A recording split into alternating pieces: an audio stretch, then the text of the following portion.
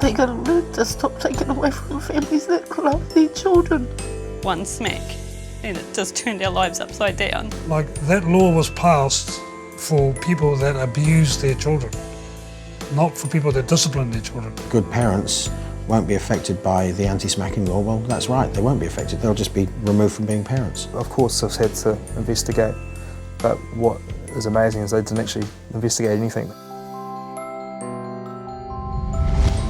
It's been 7 years since the politicians removed the right of Kiwi parents to use physical discipline in raising their kids. Despite families being told that changes were being aimed at abusive parents, the real losers are the so-called success stories, good parents who have been through the system and apparently won. But have they? I'm worried. The fallout from this is parents who feel disempowered, kids who can lie and try and get back at mum or dad, and families who are being wrenched apart for no good reason, more often than not suffering long-term damage at the hands of a system that cannot mend hearts. As a mum and a grandma, I'm not in the business of listening to idle tales. I'm in the business of finding out the truth, so I'm going on a road trip. I want to talk to some of these families firsthand and find out whether they really are just like you and me, or if they're just clever liars who know how to manipulate the system. South Auckland seems to be the centre of the world when it comes to SIF's interventions, and it's my first stop. I wouldn't think the idea of a child in a bad family being removed would even make the papers here, but there are always diamonds to be found, right? I'm meeting a woman today who took on 2 difficult young boys as their caregiver. They were her grandnephews. They had behavioural problems, but she was willing to actually work through that. SIFs offered to support her, but it all went wrong. Let's find out why. Kia ora. Kia Kia ora. Lovely to meet you. Lovely to meet you. Come and sit down. Thank you. Bella, how did you end up with these 2 boys in your care? I wanted to give them a chance in life because I had the mother and they've been through the system for so long and I didn't want them to go through it anymore. I thought the last place was with me. I had read about the behavioural problems that they did have. I'll just read you what they wrote. I am aware that there's some behavioural issues that they may bring into the home. Also, what knowledge and skills does she have to manage these behaviours, or what supports will be required to assist her to manage these behaviours? It's imperative that we ensure all appropriate supports are in place to ensure there's no placement breakdown. What did they offer to give you an assistance with that? They gave me a journal first and told me that, if I took the journal, it's to journal everything that they do, so I did that. And they gave me the 0800 number to contact them if I needed help. And I used that, and that was often. So I kept ringing in and asking. Many times I rang and asked if I could have them assessed, but nobody came to the party. And it was 2 years on then, and I kept ringing up for the boys to be assessed so we could do something about it then. Did SIFs respond to that at all? They just asked me questions, and then not long after that they decided that they'll get somebody to write to me, and I didn't get a letter from them for another 6 to 8 months, I think. What were the circumstances leading up to the smack? The 5-year-old wanted me to peel his orange, so I sent him to the drawer to get the peeler. But the little one ran the opposite way because he wanted to beat his brother to the drawer. And he came back with the butcher knife. Well, his brother, on his way back, his brother went to grab the butcher knife out of his hand. And the little one got angry, so he punched the big one in the stomach. The 5-year-old had the knife in his hand, came straight down on his head and slit at the top of his head. And without even thinking, I grabbed the wooden spoon and smacked him twice on the head. And so it wasn't the first time that you had smacked them, No. but SIF was aware. Well, I wrote everything. I wrote, if SIFs weren't aware of it, and I know that the social worker was, and I told her, I would tell her each time that she came. Who reported the smack? The 5-year-old. they finally wanted to assess me. And then I think it was the next day, I'm not too sure what day it was. But SIFs arrived on the door, but I wasn't home, I was doing shopping. Me and the boys were doing shopping. And then my niece rang me, she says, oh, SIFs have come to uplift the kids. And I panicked. What any grandmother would do, I suppose. Hey. Yeah, so I panicked. I kept asking her questions, why are you doing this? You know, they've never been so happy in their lives. And my children loved them, and, you know, they were part of our family.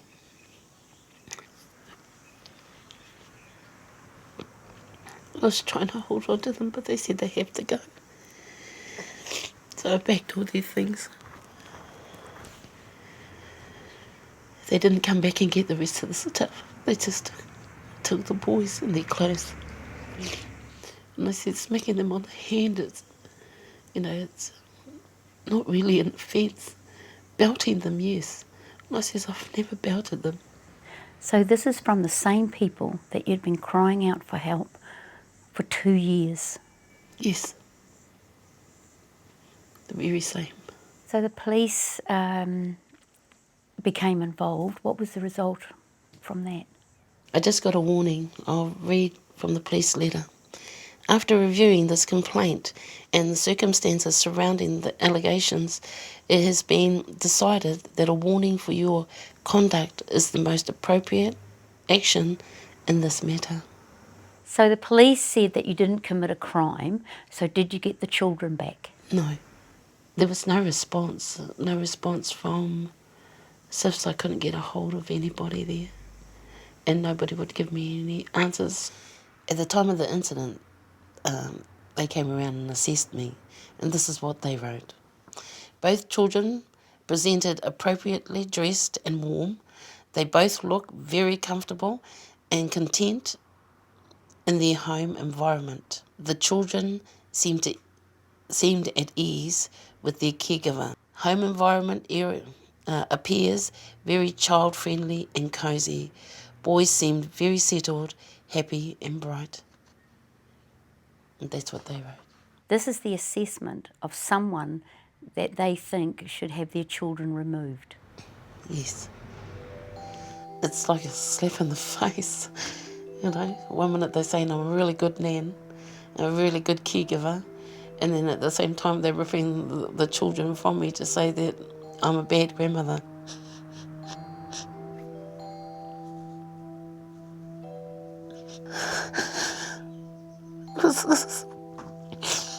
Nobody should be a grandmother. They gotta learn to stop taking away from families that love their children.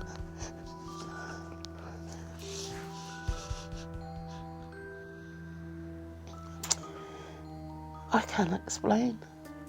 I think they're the silliest people on earth, actually, to write something as, you know, like that, to show that I'm really good, and then write something totally different later on, that the children have been removed, you know, because of one smack on the head.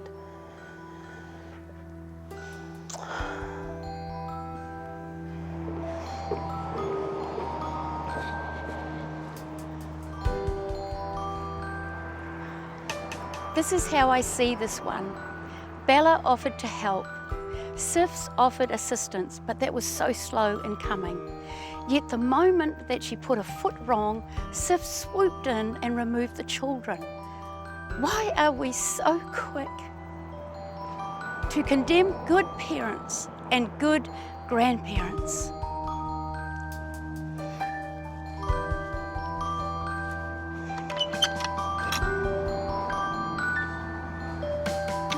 We tried to contact SIFs directly to allow them to give their side of the story. They declined. But I can reliably base my opinion on Bella's full record she obtained under the Official Information Act. I'm guessing they have nothing more to add. This next mum got into trouble, not with SIFs, but with the police, and it appears to have taken a long and expensive trip to the Court of Appeal before common sense kicked in. There must be more to this than meets the eye.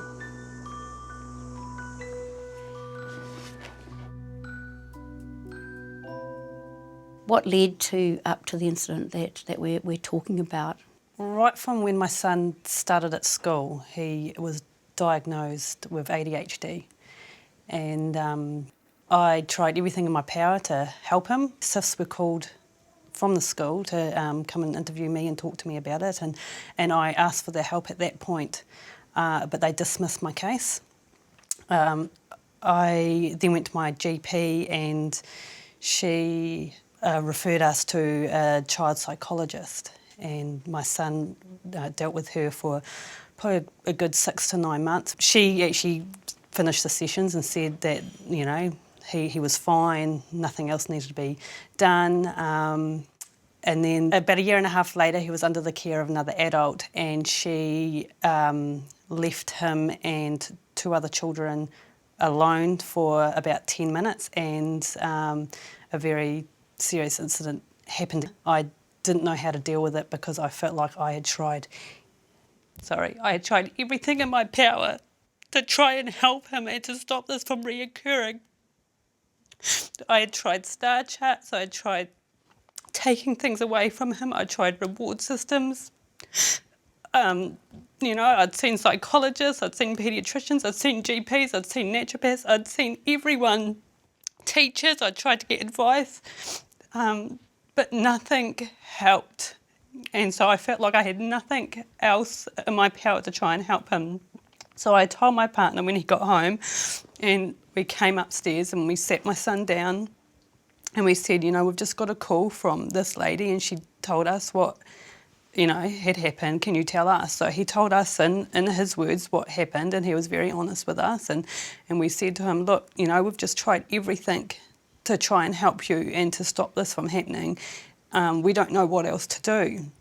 So we sent him to his room. We told him we loved him. We reassured to him that we loved him. We just wanted this behaviour to stop because, you know, it was just going to get him into serious trouble. You know, later on, and my partner gave him one smack on the bum over the pyjamas, and, you know, and that was the incident. How did the police become involved? It happened again with a child that was older than him at the school, and the school, of course, their protocol was to call SIFs. SIFs protocol then is to get the police involved, so the police came to my house and they interviewed me, and the lady said, she reassured me that this wasn't going to go any further, because I, at this point, was like, you know, if this goes to the courts, I'm going to lose my job, you know, my partner will lose his job. And so, but she reassured me that it wasn't going to go that far. So about 2 or 3 days later, I was called down to the police station to make a statement. And, you know, I'm green in this area. I've never had crossed the line with the law. I've got a good record. So I just assumed that the truth would set me free. I admitted to the policeman that I had used the wooden spoon on my son, but the last time I had done so was more than a year previous to this incident. But of course that led to my arrest. He said that I'd been charged with child abuse, and that just blew my mind, because I was like, wow, you know, is this what child abuse is? And it just made me feel really dirty. And my son was taken off me from that day that I got arrested by the police. My son was taken out of my care and put into care of my parents. And so I didn't have him. And so then we went through court, and the judge said I wasn't to have any contact with him, not even through the phone, until my next hearing. And so straight away I had to fight that, because I thought, you know, this isn't going to be good for my son. He doesn't know what's happened, and I ring him every night. And now all of a sudden I'm not even allowed to do that. From then on, I could only have contact with him if a SIFS worker came and sat in on our meetings. It was like 2 hours after school once a week. We went through court and we got charged with child abuse, and I was given 300 hours community service. I had to stand down from my job. You had 300 hours of community service. What did you do? Well, ironically, a lot of it was spent helping mothers with their young children. Really? Yeah, it seemed a bit odd that I was getting done for child abuse, but here I am being trusted with other people's children. We had to re-appeal, and luckily my partner got off his re-appeal, but I didn't, because the judge said I was his mother and I had broken the trust between mother and son, and it was because I had admitted to doing smacks previously in the past, and for some reason I wasn't acquitted. I chose to take it to the Court of Appeal, and finally it went through, and they saw that I was a mum of a very challenging child who had tried everything under the sun to try and help him, and this was a last resort. It seemed that if you didn't admit that you had used an occasional smack, this process would never have happened. The truth at that point got me into a lot of trouble. How long was your son not in your care? About 4 months he was taken from me. How has this all affected you as a mother? Oh, it's been awful. It absolutely shattered me as a mum. I felt like I wasn't strong enough to be a mum anymore. The day that I found out that my son was coming back to me, I had an anxiety attack where I couldn't get off the kitchen floor. I couldn't breathe. I just felt like everything had been stripped from me, and I didn't know how to be a parent anymore. John Key said that good parents wouldn't be criminalised. That means you're a bad parent, are you? No, I'm not a bad parent, because I have done everything I can for my son. One smack, and it just turned our lives upside down.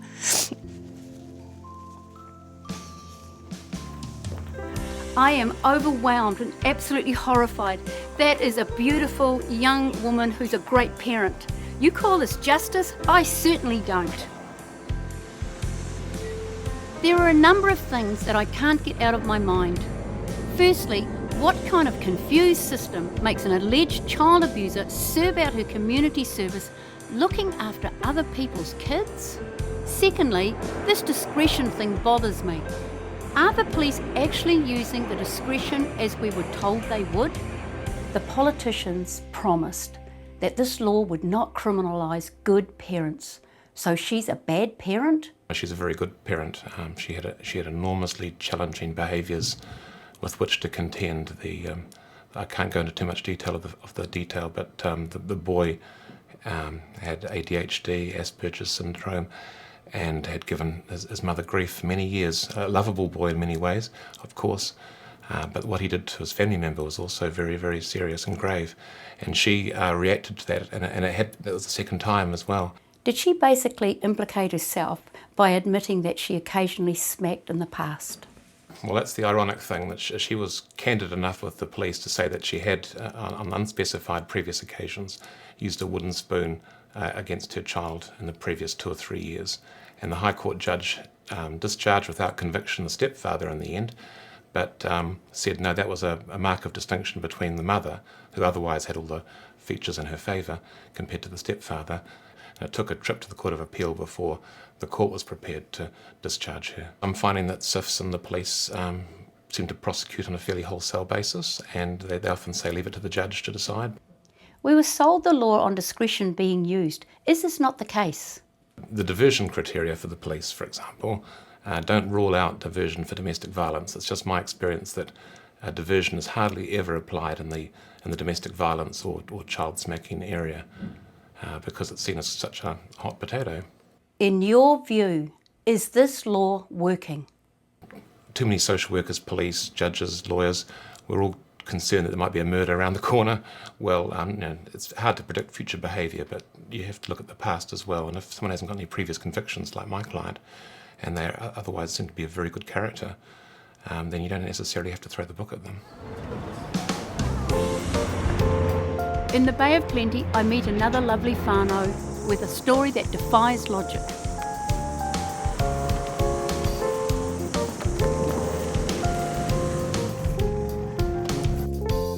Brian and Hannah have been caring for children, including their mokopuna, for 13 years, so it came as a huge shock to them to discover they could not get custody of their granddaughter. So I'm here to find out why SIFS would come up with that decision.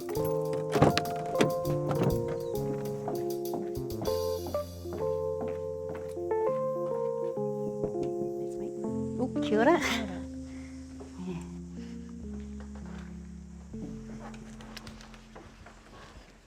When you applied to care for your granddaughter, what did SIF do? The senior ones, they were excellent. They approved us already, and then all of a sudden you get these graduates that come along and it just shattered me. They asked several questions. First, just about the home and stuff, and what we did with the children, and then they got on to the question which I knew they were going to ask anyway, and they asked about discipline, and they said, how do you discipline your children? I said, we've got various ways. I said, we've just finished a course with Incredible Years. They asked if there was any other way, and then I said, yes, we do use a little stick to discipline them when all those other things don't work. And then it was like their eyes lit up and their whole attitude changed. I could feel it. And so I said, oh, would you like to have a look at the stick? And they said, yeah, we would. And so I walked over to the drawer and got the stick, and I came back to the table and I showed them this little wee thing here. And it was like the whole atmosphere in the room changed. They actually said to me that your home is the perfect home for your granddaughter, but because of your disciplinary stance, we wouldn't be able to allow you to have your granddaughter in your home. They went away and... They didn't went away. They ran away. Oh, they ran away, yeah. They basically ran away. They ran down the deck. Yeah. Would you like to demonstrate how you use that spoon? I warn my grandchildren first. When they don't, take heed, I just shuffle the drawer around for a little bit, and then I get this out. Can you give me a shot? A bee sting. It is actually like a bee sting. This is the SIFS letter that I got from the 2 graduates. Following our discussion with you, we have carefully and thoroughly considered what you have told us and have reached the decision that we are unable to support your application. As discussed, the reasons for this are around your choice of disciplining methods and unwillingness to change these. Does that surprise you? The whole thing is confusing and it contradicts what SIFS had said. This couple has had other children in their care for some years now, and strong attachments have formed. Because of this and the lower level nature of the physical discipline we understand is used, we haven't taken steps to remove these children from this couple's care. They came to me for help. They approved me. It's devastating to be put in this place that I can't have my own granddaughter, The people that she was living with also used similar discipline to how we used. So we were sort of confused completely about the whole thing. Why was she in that care there when she could be here in our care? It seems that if you didn't admit that you'd used the occasional smack, you wouldn't have gone through what you just have. I wouldn't have. If I didn't say anything about this lethal weapon here, we would have even had any hassles whatsoever. Brian, are you sorry for being so honest? Not at all, no. If they came here and interviewed me again, I'd do exactly the same thing again. And why should we have to change our stance because they've put a law in place that really shouldn't even been put in place the way it applies to people? Like, that law was passed for people that abuse their children, not for people that discipline their children. There's a big difference between abuse and discipline. Big difference. Thank you, it was lovely to meet you. Bye. The politicians have told us that the anti-smacking law was not about banning smacking, yet SIFS chooses a different approach. Think about it. Are SIFs a law unto themselves, or have the politicians misled us? Despite the authorities telling us that the law is working well, I'm back on the road and off to meet another dad who has been left with the bare shreds of his life.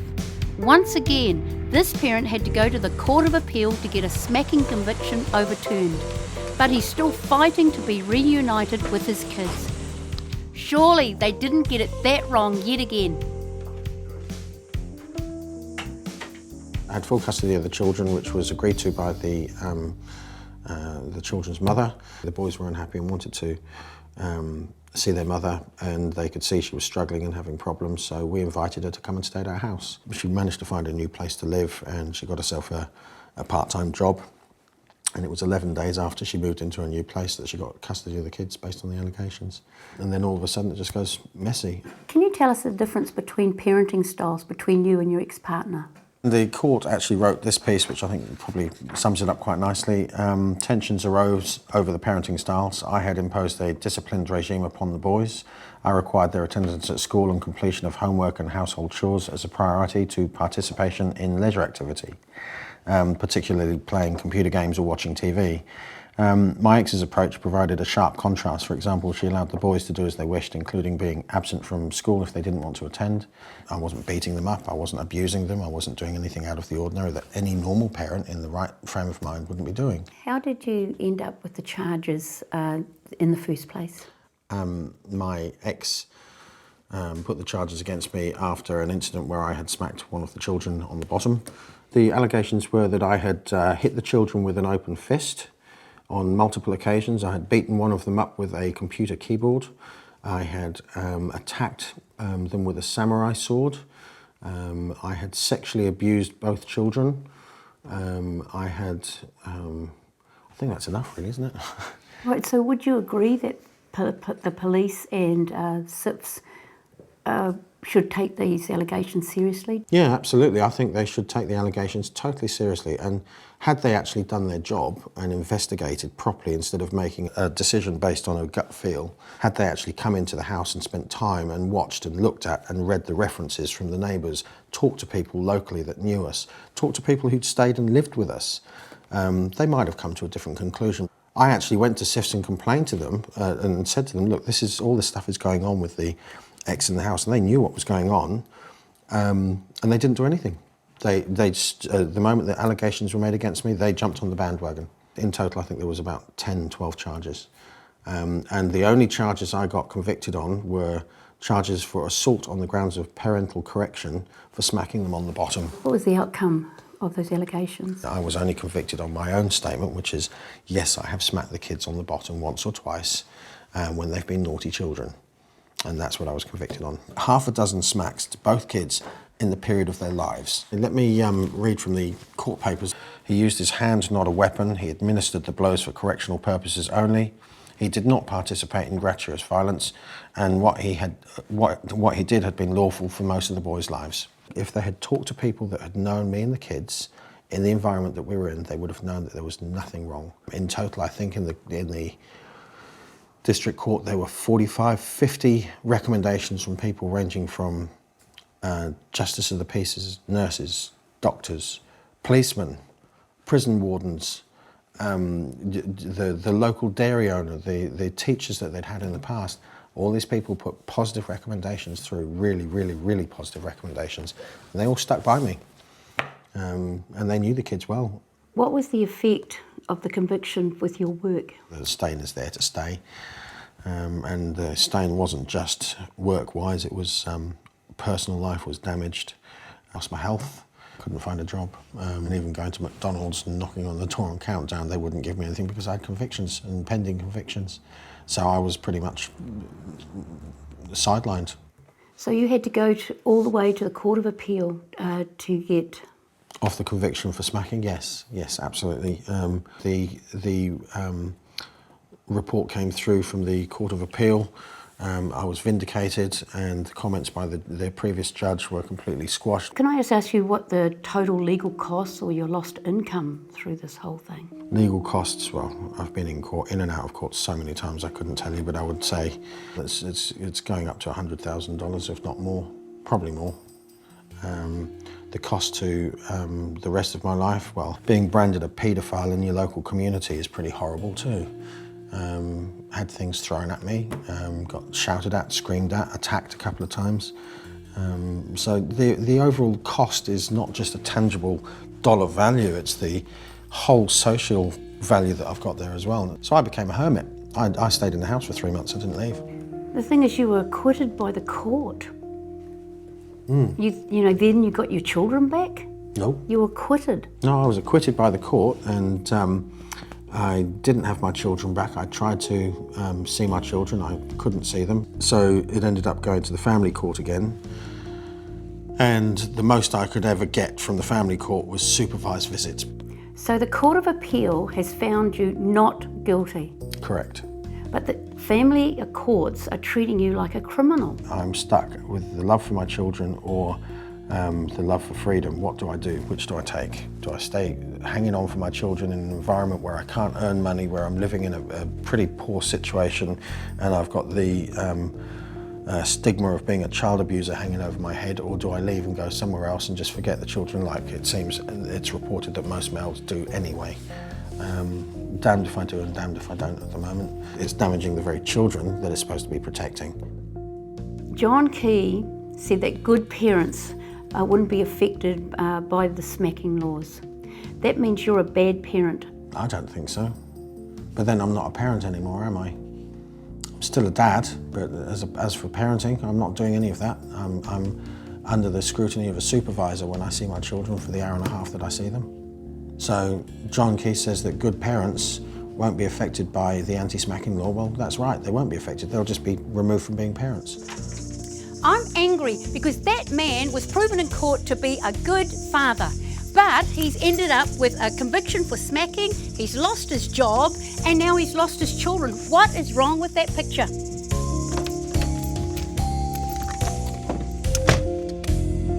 John Key said that if he sees good parents being criminalised, he will change the law.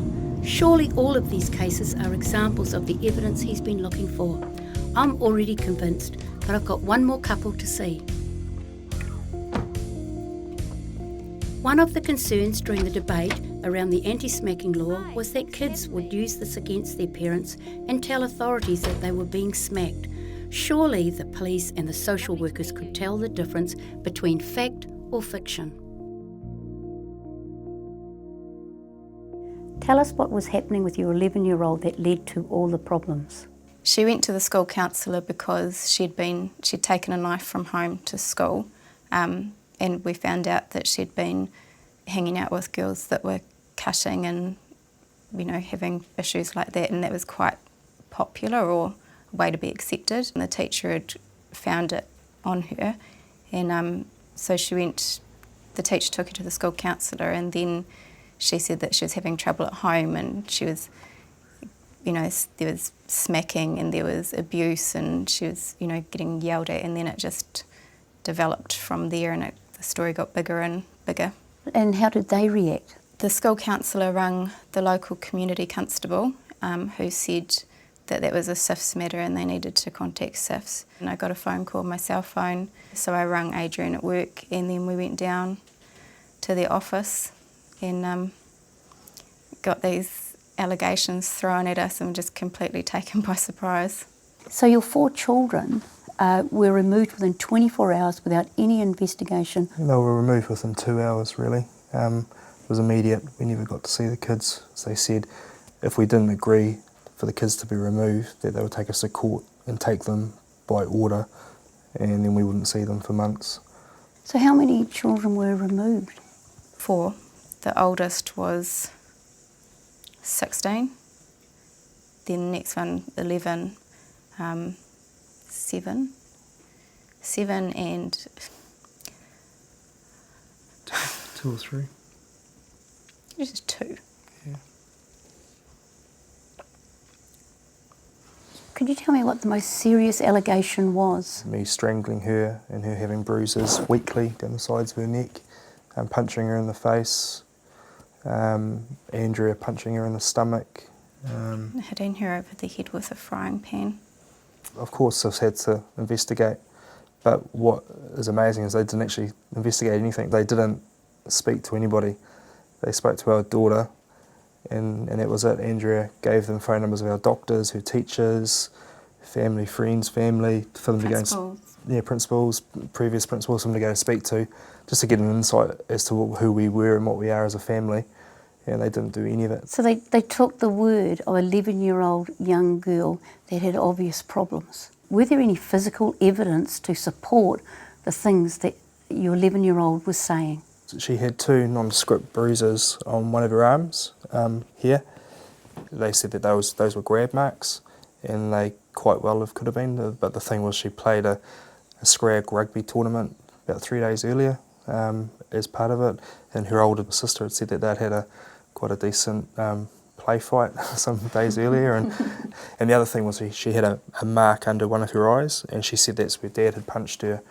And on reading the doctor's report, the doctor said it could well be a small bruise, but it equally could be a pigmentation or a skin imperfection, but given what SIFs have told us, it must be a bruise. But it's actually pigmentation under her eye. And we offered to provide photographs, and even when she still had that mark on her eye 3 months later, they still weren't willing to admit that it was just pigmentation. What did the social worker actually say to you personally? They actually took me aside by myself. The lady from Shine told me that she knew that I was an abused woman, and that it always happens like this, and abused women don't tell, and I was in a safe place and I could tell them. The more I tried to say about my husband being a good person and there's nothing, the more she pushed and said, it's okay, it's a safe place. It didn't matter what I said, that was what they thought was happening, and so they wanted me to make an allegation against my husband to support the other stuff that had been said. The other concerning thing for me is that as a policeman, then they obviously knew that you were somebody that had reputable character. No, from the very first thing one of the social workers said to me was, we have proof that you've abused your daughter. That was the very first thing she said to me. So that in their minds, there was no investigation to have. We really felt that SIFs used her. They took in a kid who was already struggling, and they had an agenda of their own, and they used her for that agenda. And at the end of it all, when it was all said and done, when they realised they weren't going to get what they wanted from it, they just pulled out and left us with the mess. Your daughter actually admitted she made up the stories. Yeah. And we told SIFs, and the response from the case manager was, in his 14 years of practices in dealing with children, he'd never had one child ever lie to him, including as a parent. And he said no matter what our daughter says from now on, they will never believe that she had lied. You asked to be assessed by an independent child psychologist. What did he say? We met with one child psychologist and she met with another one, and we spoke to him, and he actually cried when we told him the story. He was just blown away. And then when he spoke to his colleague who had spoken with our daughter, she said that straight away our daughter had said that she'd made it up and she just wanted to come home, and she was sorry and she was crying and she didn't know what to do. How long was the police investigation, and what was the conclusion? At the end of the day, the police came to the conclusion that there was no evidence to support any charges to be laid, and that's where the police investigation ended. And how long was it before you got your children back? Got my 3 children back, not the one that had made the allegations. I got them back the following week, but Adrian wasn't allowed to be at home, so he went and stayed away at his mother's house. Our 11-year-old, we didn't get her back for 3 months. What was the effect on your children? They were traumatised by it. They were really scared of being taken away. They were scared of going anywhere without me, and they were just very clingy. Didn't want to go to school. didn't want to be away from us, was constantly asking where Daddy was and why that, and just crying a lot. And even now it's still, when we do anything, like even me going to tech and him going to work on shift work, they're really worried, when is Daddy going to come home? Why isn't Daddy here for dinner? And it's like, he's at work, and it's like, what time will he be home? And they just really upset still. Now, what effect has it all been as parents? As parents, we're scared. We're scared to discipline our kids in any way. This just completely Not any confidence. So there were no police charges, and SIFS realised, came to the conclusion that the claims were false. And are your records clean? Not at all. SIFS have got their full records. SIFS, I believe, will always maintain, like they said to us, they'll always maintain that what our daughter said was true. They just can't prove it. The police obviously came to the conclusion that they believed, if anything, it was only a parenting issue. But the problem with that is everything that was said and done, all the notes, all the files, everything that was written down is on the police record. So while it's not a criminal record, it's still there, and it will affect me in any future job that I try and get. It's also got, I suppose, red flags against our names and on our children's names.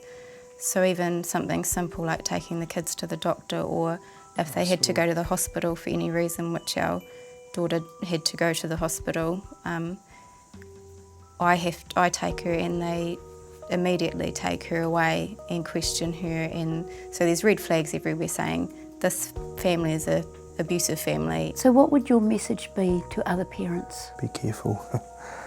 Yeah. Be aware as well to what can happen to good parents. Just be careful and be aware, and don't think that it's not going to happen to you.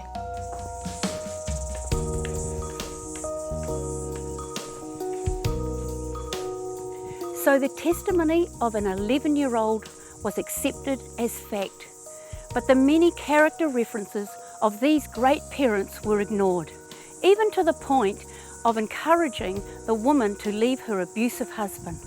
How can the authorities get it so wrong? I am concerned, and I think you need to be as well. We tried to contact SIFS directly to allow them to give their side of the story. They declined. I've been a victim of child abuse. I've worked for 2 national trusts that tackle this issue head on. I've been the kid who hid in the cupboard to escape a violent parent. The last thing I'm going to do is to speak up for violent, abusive people, but I also know the difference between good parents and child abusers. The difference between loving discipline and physical violence. Child abuse is a problem that we need to do something about, but the evidence clearly shows that this law is doing much more harm than good. How many more kids are going to be scarred by this law? How many families are going to be broken apart? How many mothers are going to have panic attacks after losing their confidence? How many grandparents like me will be shut out from the lives of our mokopuna? And how many dads will hang in there like David, or just give up and walk away? These are the ignored costs of a bad law.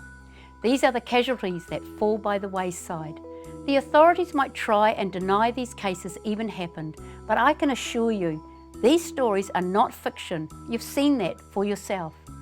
This law isn't targeting child abusers. They are still bashing their kids as much as ever they were. This law is targeting mums, dads and grandparents like you and me. And don't think it will never happen to you, because from what you have just seen, it could happen to anyone. It's time for us to stand up and be counted, to say we've had enough. It's time for common sense. It's time for change.